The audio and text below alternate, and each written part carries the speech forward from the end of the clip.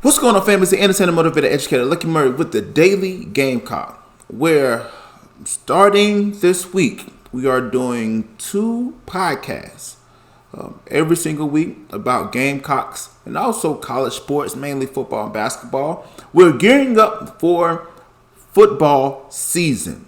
And as for the Gamecocks, we're trying to get over the hump to really become the dark horse that we have seen over the past few years and try to make that extra step to challenge Georgia for the SEC East Championship and ultimately get back to Atlanta.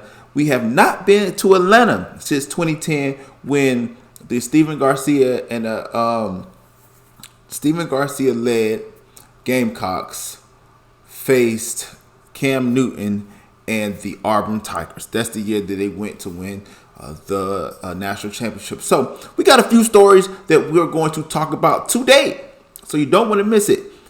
So you want to subscribe to the channel, also join the Patreon where you get more exclusive content there as well. We're probably going to end up giving I'm still trying to figure that part out, man. The Patreon is kind of difficult right now, but that's the best way to support the channel. So go to patreon.com/Lucky Murray. The link will be in the description below. But if you cannot support that way, do 1 of 3 things. Like the video, subscribe to the channel, hit the notification bell. They'll let you know every time I drop a video. 3, share the video, helps out a ton. So we got about 5 or 6 topics that we will talk about, and I want to hear your opinion. Please write in the comment section below. So without further ado, let's start with our first topic, shall we? There has been a local quarterback talent right up the street on Decker Boulevard, Richland Northeast. He has gotten a offer to play for the Gamecocks. And this young man talks about the details with the offer. So the Big Spur, which is one of the main contributors to the University of South Carolina, got a lot of different outlets. You got Go Gamecocks. You also got Garner and Cocky. You also got the Big Spur, which is owned by 24/7 Sports, and the Gamecock Central, which is owned by, I think it's CBS Sports. I'm not 100% sure. But let's read about this young man offer, and we're going to talk about this man. Northeast quarterback details Gamecock offer, right? Will Wilson, right?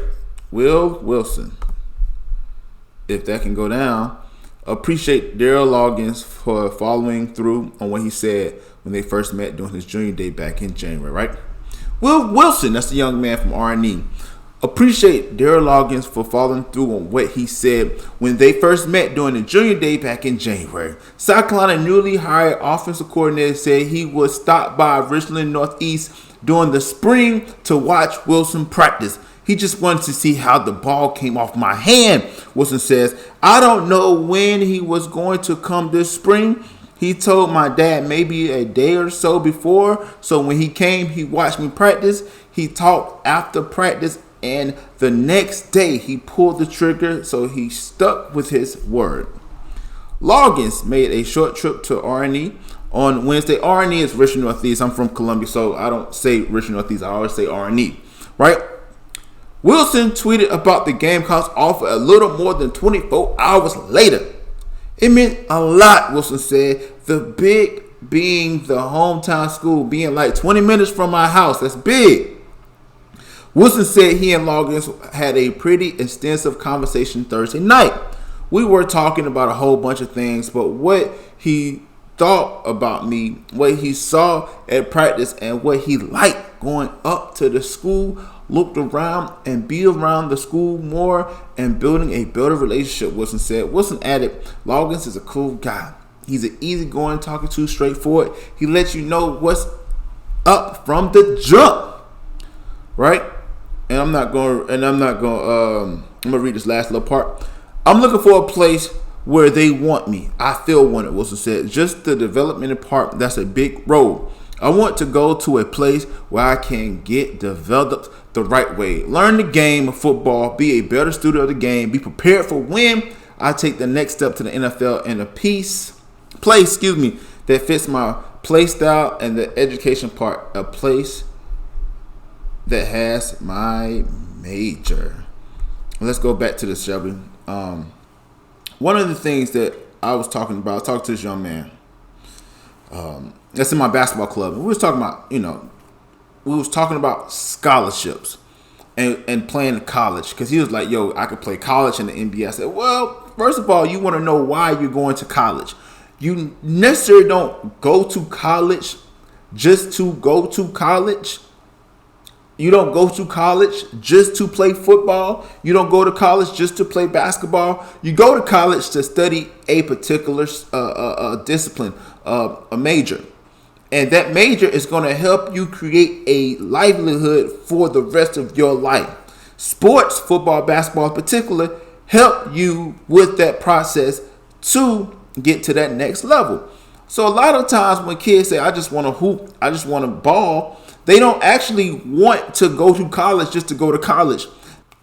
So the whole topic of that is simple. It's like you want to, A, go where you want to belong, but B, you want to go to school to study something that's going to help with your livelihood the rest of your life. Because sports is only this much of your life, unless you go into like coaching, unless you go into like the business part of it. Being a player of the particular sport is only this short, right? 15, 20 years if you count youth sports all the way up to collegiate. And then if you have a professional career, that only lasts between 3 to 5 years, if that. So for this young man to really understand that, yes, it's the hometown school and they want you, I pray that he takes up on the offer and doesn't look at it like, well, if South Carolina wants me, just imagine if I go. No, just listen. Go where you're celebrated, not tolerated. That's something that Eric Thomas, the E.T., the hip-hop preacher, I listened to a lot, taught me. And listen, man, this young man is in the backyard. The backyard. Literally, R&E is he said about 25, 30 minutes away from the campus of USC. You don't get those fines often, unless you're a kid that plays at the lower levels. You can play at Allen, you can play at Benedict. Shout out to Benedict Tigers winning their division this year and making it to the playoffs. So when you look at different things like that, I truly believe that we can get this guy and do some great things with him. So I love the fact that this young man is hometown hero. Let's make it happen, Captain. So join Lucky Murray and the Daily Gamecock as we will talk more about that situation. I think this is a no-brainer. We got to keep going. The next step that we're going to talk about, man, we're going to talk about this SEC schedule real quick. The SEC is making a decision on scheduling. And if you don't know, as I'm looking at the thing, if you don't know that Texas and I think Oklahoma is joining the league.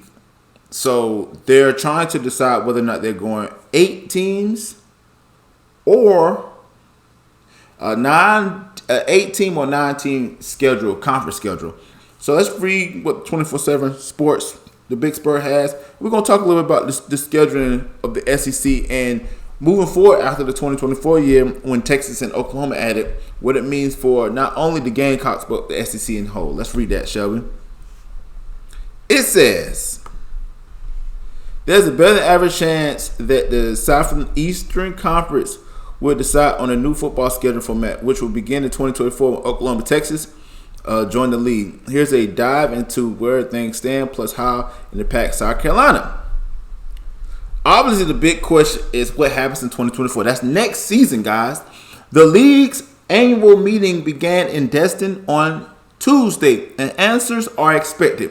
What these answers are remaining up in the air and subject of health debate behind the scenes and in the media. How does all of this impact South Carolina? What will it happen? It's time to take a look. Divisions are out. One thing we can say for sure that the divisions are going away. This coming season will be the final year of the SEC East and the SEC West for now. SEC Commissioner Greg Sankey has been on the record about abolishing the divisions and going with a 1 through 16 format with tiebreakers. Good luck with those, by the way. How does it impact our Gamecocks? For the standpoint of South Carolina and other programs, doing away with the division seems tough on the surface. Take 2010, for example. The Gamecock don't sniff a trip to Atlanta that year with one big division. Same thing holds true for a handful of other upstarts through the years like Arkansas, Mississippi State, and Missouri. These are the only programs outside the traditional Big Six. That's Alabama, Auburn, Florida, Georgia, LSU, Tennessee to make the SEC championship game since it started in '92. The Gamecocks first in this league. That said, if you take stock of where the program is currently at in the second year underneath Shane Beamer, the team seems closer than what you think. The Gamecocks finished tied 5th overall in the league with Ole Miss and Mississippi in 2020. Ultimately, 3 of South Carolina's SEC losses came against 3 programs, Arkansas, Florida, and Missouri, that had losing records 3-5 in the SEC, and only the Razorbacks, thanks to coming from behind Liberty Bowl win against Kansas, finished with a winning record of 7-6, right? So here we go. It says one big division may ultimately be short-lived though. If college football ends up moving towards a Power 2, there's no way a 1 through 20 or 1 through 24 model works in any sport. So it could be that there are new divisions or pods a bit down the line. Any sort of addition of ACC programs in the Gamecocks may really go back to the future and annually play multiple teams that competed in the ACC 1953 to 71. Model 2, the SEC has narrowed down to 2 potential schedule modules. One is a 9-game schedule that features 3 permanent opponents and 6 rotating. The other is an 8-game schedule that features 1 permanent opponent and 7 rotating, which is sort of wild. It appears for the longest time that despite the objections of several schools, Kentucky and Mississippi State are among the detractors, that the league was steamrolling towards the 9-game option. This option may only make for more blockbuster weekend game-wise. It both protects and rekindles rivalry. The SEC loves tradition. Texas A&M and Texas Arkansas will be back. Auburn, Georgia, and Tennessee, Alabama will still be alive. Old secondary SEC rival games could, in theory, return. Auburn, Florida comes to mind, but there is no way they can give the Tigers, Gators, Tide Bulldogs every single season at this point. All right, so we're going to start right there, man. I'm not going to bore y'all to death all this reading.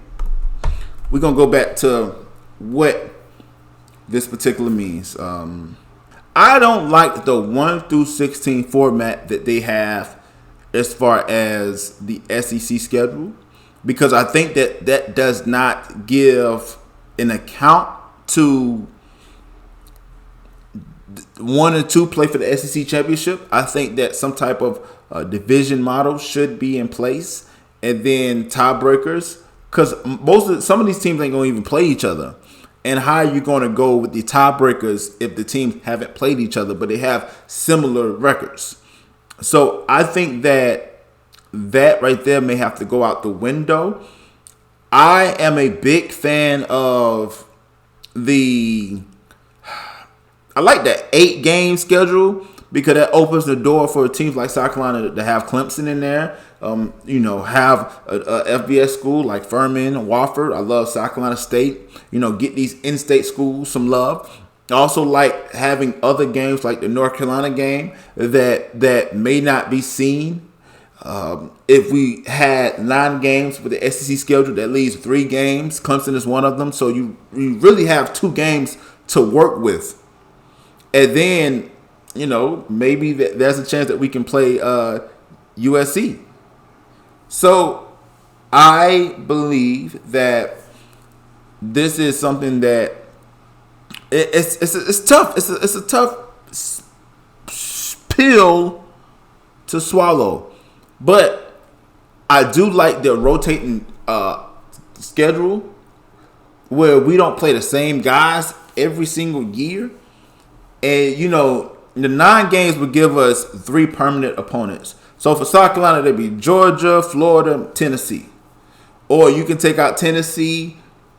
You can take out Florida and you can add whomever. But I think those are 3 games: Kentucky, Tennessee, and Florida.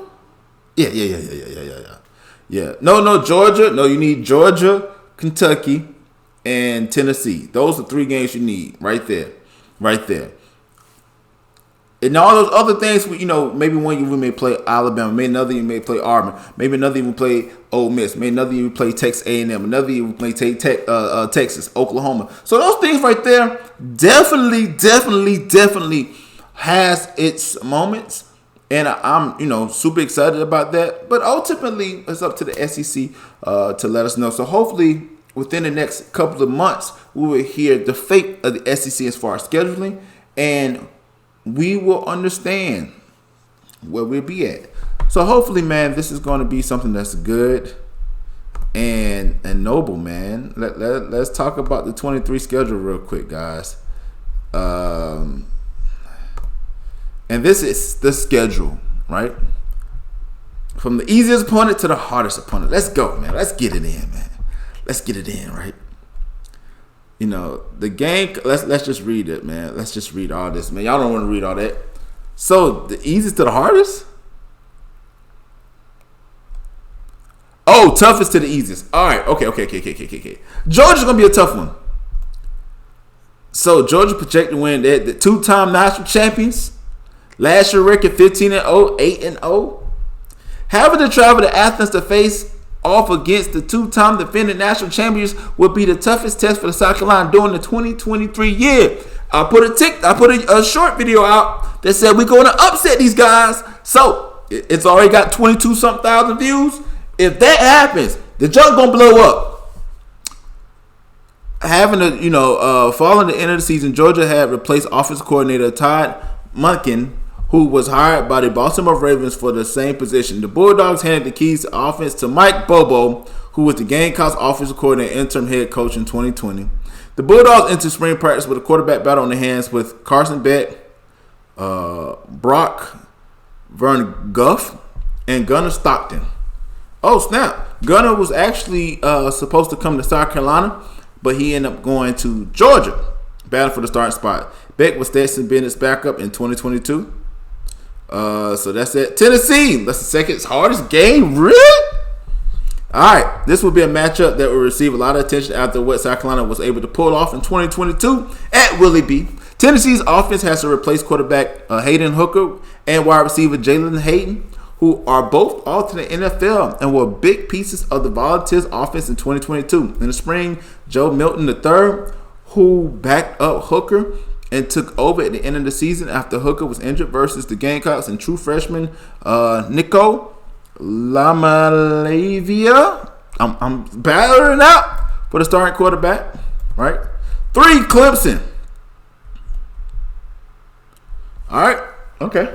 South Carolina broke a 7-game long losing streak in the state rivalry in 2022 in the 31-30 win over the Clemson Tigers at Memorial Stadium to capture the Palmetto Bowl. It doesn't say that right there, but I'm saying that head coach Dabo Swinney and the Tigers will make their way to Willie B. In the 120th meeting between the two programs. Following the end of the season, Clemson made a switch at offense coordinator as Garrett Riley will take over the reins of the Tigers offense. Quarterback DJU, I can never say his name, lost his starting job in the last 2 games as Cade Klubnik took over in the ACC Championship game in the Orange Bowl in the loss to Tennessee, right? So DJ is playing for Oregon State next season, right? We're not going to read all that. Texas A&M, okay. We're not going to read all that. North Carolina, okay. Missouri, okay, 6th hardest game. Mississippi State, it's the hardest game, yeah, okay. Kentucky, I love riding through Kentucky. I go through. Hey, listen. Hold up, man. Hold up. Give me 1 second, man. Hey, listen. Right now, I have to go through Kentucky sometime to go and go through Kentucky to go to Cincinnati. My youngest son he goes to the University of Cincinnati as far as the Children's Hospital sometime to get some testing. So I got to go through Lexington, Kentucky. And every time I ride through Kentucky, and every time I get through Lexington, I just have a big old smile. And a lot of times I wear my Gamecock gear, so I have a big old smile when I'm in the state of Kentucky. Especially when football season is going to be very interesting to say the least. Let's keep going, man. Let's keep going. Let's keep going, man. Let's keep going. Florida. Okay. Vanderbilt, 10th hardest game. Jackson State, the other Gamecocks. And Furman. I would not sleep on Furman. I didn't want to read all that, guys, because I don't want to hold y'all so longer, man. So basically, I agree with that. I think our hardest games, they're not in a row. So they're not saying that the games. They're not saying that the games are back to back. They're just giving us a list of all the games together. So I like it. I like it a lot. I think the main thing is that we have to do is continue to fight. I think that we can win 9-10 games. If we can win 10 games, I believe that Spencer Rattler can have can go to the Heisman Award show in New York. I think that South Carolina, this is the year that South Carolina, if we're going to make any noise, stun Georgia. We played them early. We played them often. It's going to be easy. Absolutely not. But hey, whoever said anything that's worthwhile is easy to have. So let's keep going, man. Let's keep talking. And we're going to just talk about some more. Oh, God. So let's talk about the Elite Eight real quick, because Dante Reno, which is a quarterback from South Carolina, is a part of that last Elite Eight. So here's the 20 cats that's been on the list. All right. So here's the thing. So cats like Matthew Stafford, Andrew Luck, Jameis Winston, Jared Goff, Kyler Murray, Trevor Lawrence, and Bryce Young are alum of the Elite Eight. So Dylan Rogla, he's from Phoenix. No, he's from Phoenix. He's going to Georgia. He's a 5-star, 98 ranking, number one overall quarterback. Okay, 6'3", 220. Okay. Jaden Davis, he's from Charlotte, North Carolina. He's going to Michigan. 5-star, 98 ranking, number 29 overall, number 2 quarterback, in 6 foot, 1.5, 202. Okay. Elijah Brown, St. Anna. He's from California. He's uncommitted. Okay. He's a 4-star, 96 rated overall, number 33 overall, number 3 quarterback. Okay. Jalen Sayin, he's from California. He's an Alabama commit, 4-star, 96 overall, number 34 overall, number 4 quarterback. CJ Carr, Salin from Michigan. He's a Notre Dame commit. Okay. 4-star, 96 rated overall, 37 rated overall, number 5 quarterback. Let's keep going, guys. DJ Langway, he's from Texas, a Florida commit. 6'2", 4-star, 95 rated overall, 43rd ranked overall. Let's keep going. Air Nolan. That got to be a nickname. 6 feet, 195. He's committed to Ohio State. With a name like Air, that got to be a nickname. Luke, we're going to try to say this. Coleman. No, he's from Savannah, Georgia. He's going to Florida State. 4-star, 6'4". Ryan Pugla. I can't say these names, man. He's from Connecticut. He's a Georgia commit. Desmond Williams. He's an Ole Miss commit. 4-star guy, 13 quarterback rank, 5'11", 180. Isaiah Wilson. He is a Utah commit. Dante Reno. He's from Connecticut, South Carolina commit. It's a 4-star, 90 ranking, number 16 overall quarterback, 6'1", 120. He's committed to the Gamecocks. Let's keep going. I'm not going to say his name. Colin Hurley. He's from Jacksonville, Florida. He's a LSU commit. Okay. Daniel Kinlan. He's from Nebraska commit. Okay, hometown kid. Michael Hawkins Jr. He's from Texas, Oklahoma commit. Willie Hammond, Texas Tech commit. We're going to keep going, man. I'm not going to rate. Listen. Trevor Jackson. He's from Florida. He's uncommitted. All right, guys. More of the story. These quarterbacks are under 6 feet tall. Or 6 feet, like 6'2". The tallest quarterback I seen up there was 6'2". I think I could have been a quarterback, man. I'm 6'1". I'm 6'1". Listen. I'm not that fast. If I knew how to throw properly, your boy probably wouldn't be on here talking to you on YouTube, man. Your boy probably be out there slinging them rocks, boy, slinging them. You see that? So listen, we're going to talk about some transfer portals, and we're going to get out of here, man. We're going to get out your hair. So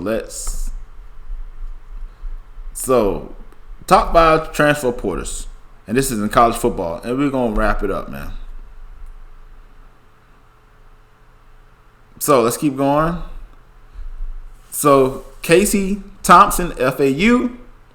He started in Nebraska. He was 63.1 completion rate, 2,407 yards, 17 touchdowns, 10 interceptions. Clearly, Thompson had a tough situation to deal with last fall. The Texas transfer came. He transferred from Texas and then went from Texas to Nebraska. Now he's at FAU. Okay. Nebraska adjusted a new team and coaching staff only for the Huskies to fire the brass about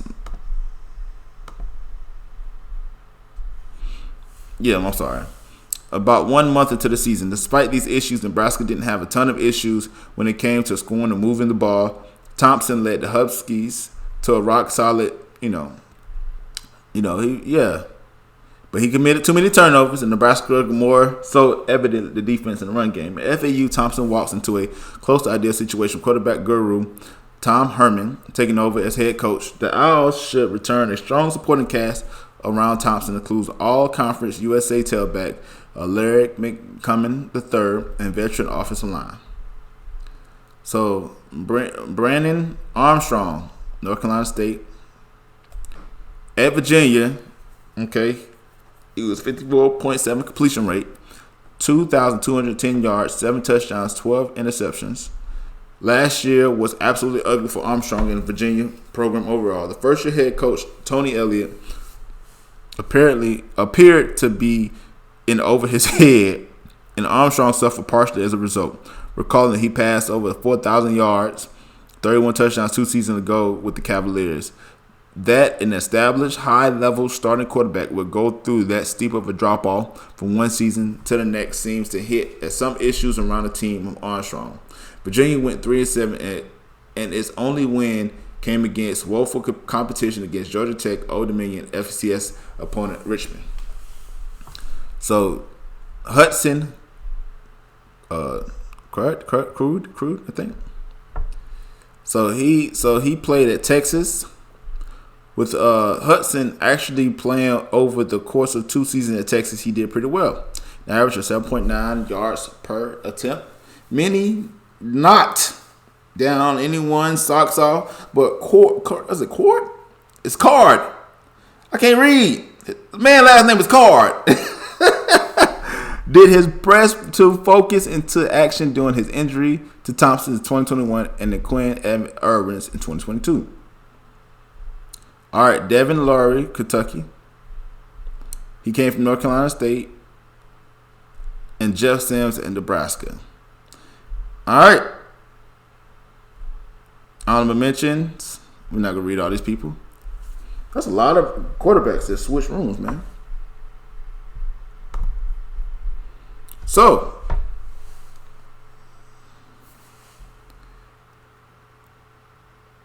it's over. Thank y'all so much for tuning in. Thank y'all for helping out because the lag's been crazy. I've been having lags. I've been recording. But let me know what you think about this comment section below about the daily podcast, Daily Gamecock. We're probably gonna crank this out 2 times a week, 1 live and 1 we're gonna do this format. But let me know what you think about this comment section below. Again, it's entertainment, motivate, educated. Please don't forget all 3. Lucky Murray back with another Daily Gamecock. where each week we'll give you everything we have with the Gamecocks. Let me know what you think about this conversation below. But like always, till next time, people.